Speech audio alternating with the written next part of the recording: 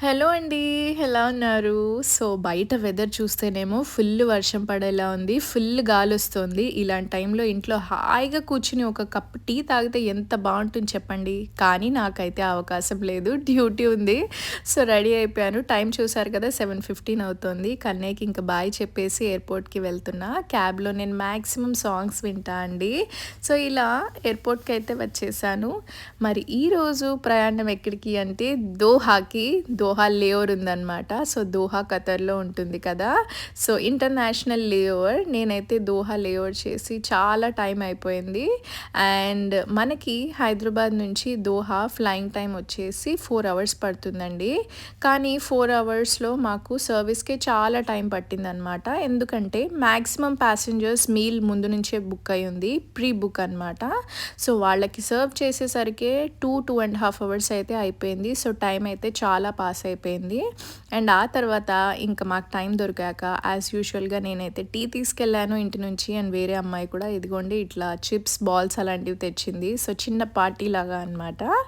And ఇంకా దోహాలో అయితే land అయిపోయాము. ఇక్కడ ఎయిర్‌పోర్ట్‌లో మాక్సిమం చూసేది ఖతర్ ఎయిర్‌క్రాఫ్ట్సే అండి. భలే ఉంటాయి పెద్ద పెద్దగా అసలు వీళ్ళవి.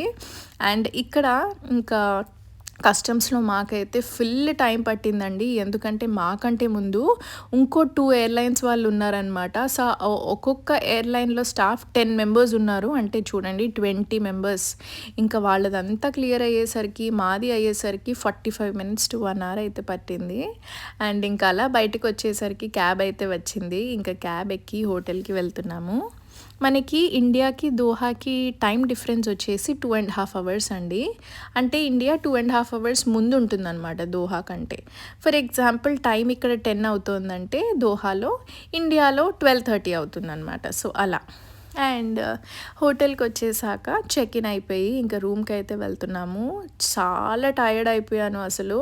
అండ్ మాక్సిమం నేను నైట్ ఫ్లైట్స్ ఉన్నప్పుడు ఏం చేస్తా అంటే మధ్యాహ్నం పడుకుంటా అనమాట. ఒక 4, 5 అవర్స్ అయితే పడుకోవడానికి ట్రై చేస్తా. దానివల్ల నైట్ ఇంకా ఉండగలుగుతామనమాట ఎనర్జిటిక్‌గా. ఒకవేళ అలా పడుకోకపోతే కష్టమే. అండ్ ఇదిగోండి నా పేరు మిసెస్ శ్రీవల్లి అని రాసారనమాట. రాంగానే ఇట్లా టీవీలో ఎంత క్యూట్ అనిపించిందో మిసెస్ చూడంగానే భలే హ్యాపీ అనిపించింది నాకైతే. అండ్ ఇంకా నెక్స్ట్ లాండ్రీకి ఇచ్చేసి ఇదిగోండి పడుకోవడానికైతే రెడీ అయిపోయాను. ఇలా బెడ్ మీద పడుకుందామని ఎప్పుడెప్పుడు అని వెయిట్ చేస్తూ ఉంటాము.